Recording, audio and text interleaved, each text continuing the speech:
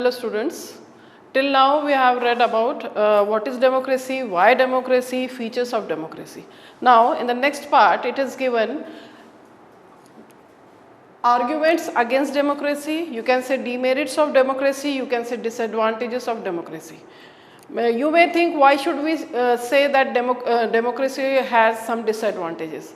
नहीं, democratic government में भी कुछ डिसएडवांटेजेस हैं, हालांकि ये एक सबसे अच्छा तरीका है गवर्नमेंट को चलाने का या किसी देश को चलाने का. So first we are going to take demerits और डिसएडवांटेजेस और arguments against democracy. The very first one, leaders keep changing. We all know that within 5 years our elections are held in India. What happens within 5 years when the leaders are keep changing? So they change the policies, they change the plans, they change the programs, and sometimes it becomes very difficult if the same party doesn't come again doesn't win again. So it becomes very difficult for all the decisions whatever taken by the last government to keep it smoothly.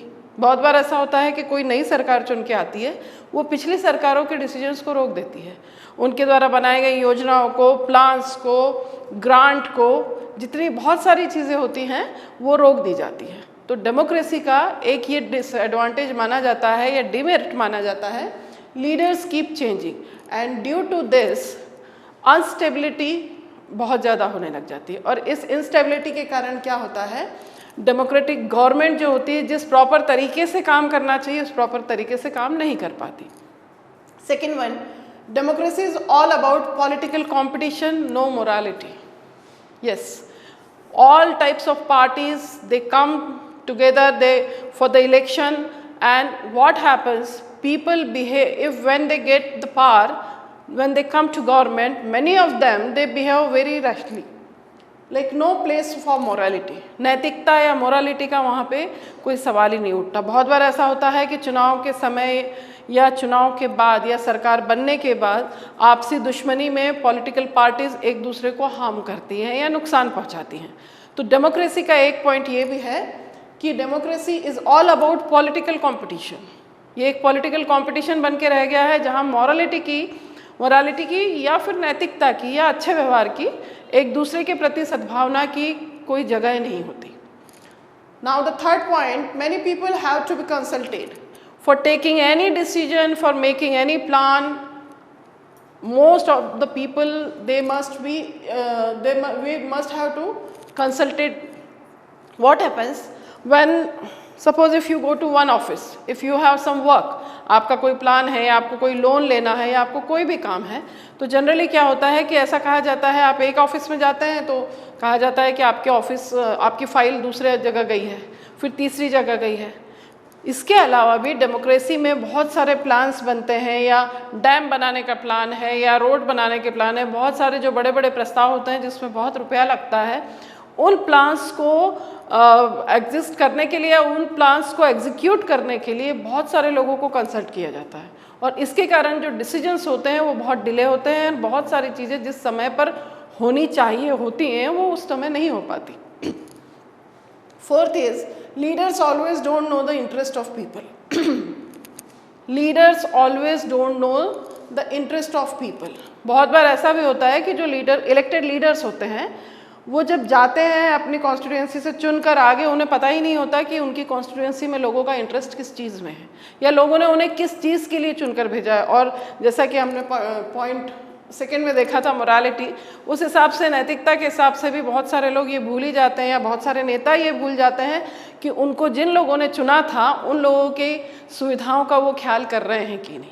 और इसके कारण बहुत सारे leaders ऐसे भी होते हैं, बहुत सारे मंत्री ऐसे होते हैं, उनको ऐसे मंत्रालय मिल जाते हैं जिसके बारे में उनको कोई ज्ञान नहीं रहता है, उनको कोई जानकारी नहीं रहती, and at that time they take decisions regarding that. तो ये बहुत बड़ा नुकसान हो जाता है.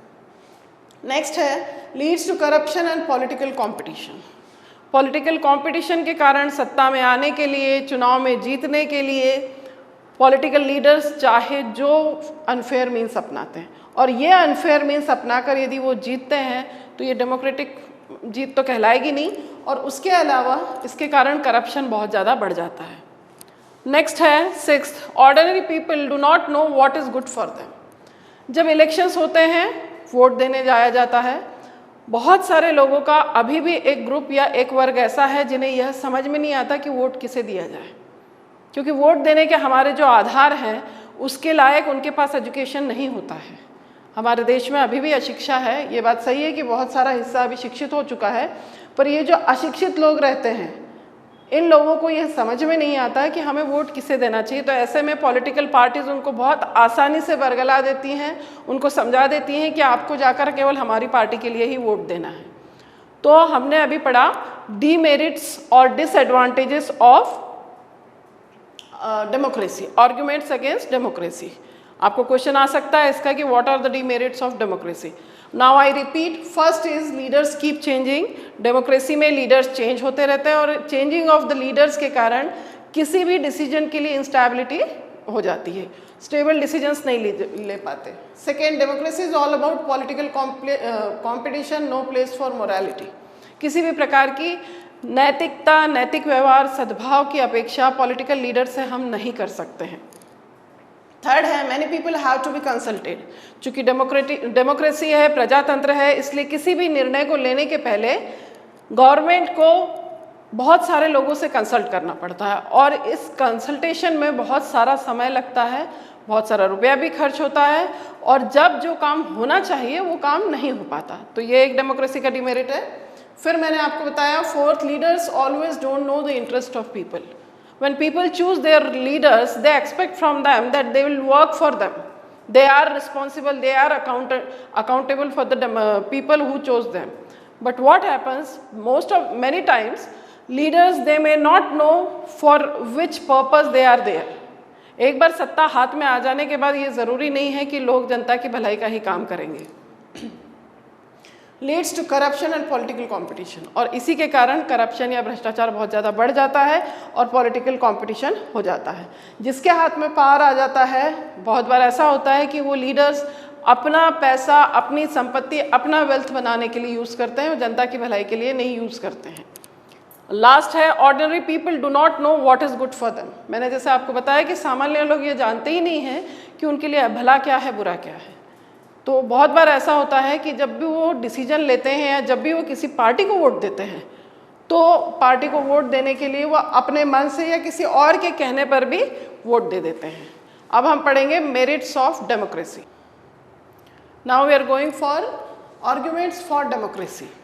अभी हमने इसके पहले पढ़े arguments against democracy. Now we are going for arguments for democracy. First, responding government. जी हाँ, when in a democracy we get a responding government. The government is responsible for our work and it must respond to the citizens of that particular country. And what happens through this process, a democratic country, people of democratic country, they are able to understand the work of government. More accountable form of government. More accountable means in a democracy, citizens are, the government of that particular country is accountable for the citizens. Whatever decisions they are taking, they'll have to keep it in mind that these decisions must be only for the welfare of the citizens. And in this way, we get an accountable government. Third, based on consultation and discussions. In a democracy any, हमने जैसे देखा था कि किसी भी democracy में decision लेने में थोड़ा सा डिले हो जाता है, पर यहाँ पे चूँकि हम आर्गूमेंट्स फॉर डेमोक्रेसी पढ़ रहे हैं, उसी चीज़ को हम यहाँ यूज़ करेंगे, उसी डीमेरिट को यहाँ मेरिट में यूज़ करेंगे। Based on consultation and discussion. कोई भी डिसीजन लेने के लिए केवल एक व्यक्ति जिम्मेदार नहीं रहता है, बहुत सारे डिस्कशंस और कंसल्टेशन के बाद ही डिसीजन लिया जाता है। उससे क्या फ़ायदा होता है? उससे ये होता है कि कुछ इररिस्पॉन्सिबल या कुछ गलत डिसीजंस नहीं लिए जाते और सही डिसीजंस लेने में हेल्प मिलती है। So it is based on consultation and discussion. So before taking any decision, before doing any work, before making any plan or executing any plan, there are many steps of consultation and discussions. So because of this, it leads to the way for a good decision. Next, different groups can live and work together. In a democracy, when every person is given the same importance, so all kinds of people, people from all religions, people from any caste, creed, they can live together and they can work together. हम देखते हैं हमारे देश में सभी प्रकार के लोग, सभी जाति के लोग रह रहे हैं और गवर्नमेंट में भी हर प्रकार के लोग रहते हैं। तो डेमोक्रेसी एक ये मौका देता है कि हर ग्रुप के या हर वर्ग के लोग इकट्ठा काम कर सकते हैं और एक दूसरे से सीख सकते हैं। Next, enhances the dignity of citizens. The poor person or any poor person, any uneducated person, they both get the same right to vote. Their dignity, their respect is equivalent to any other person of the country, or that is why it enhances the dignity of citizens. Democracy प्रत्येक व्यक्ति को, प्रत्येक citizen को ये मौका देती है कि उनका दिया गया मत या उनके द्वारा दिया गया जो वोट है वो सभी लोगों के वोट के जैसा काउंट होगा. So it enhances the dignity of citizens. Next and last one, democracy is better than other government forms. Why? Because in a democracy it allows to correct the mistakes. Democracy या प्रजातंत्र में government के द्वारा या leaders के द्वारा यदि कोई मिस्टेक होती है और जनता यह चाह रही है, समझ चुकी है कि यह मिस्टेक है, तो अगले चुनाव में जनता चाहे तो उनको वोट ना देकर उनकी पार्टी को हराया जा सकता है और इस तरीके से जनता खुद ही अपनी मिस्टेक को ठीक कर लेती है. So we were reading about merits and demerits of democracy. So merits, first responding government, responsible government, accountable government. Then all the decisions are based on consultation and discussions. Next, different groups can live and work together and they can learn many things from each other. It enhances the dignity of citizens. And the last one, better than any other government forms because it allows to correct the mistakes. Democracy में mistake, यदि कोई किसी प्रकार की कोई गलती हो जाती है तो यह जनता के हाथ में रहता है कि वो उस गलती को देखते हुए आने वाले चुनाव में उसको अपनी गलती का सुधार कर सकती है. तो ये थे आपके merits and demerits of democracy.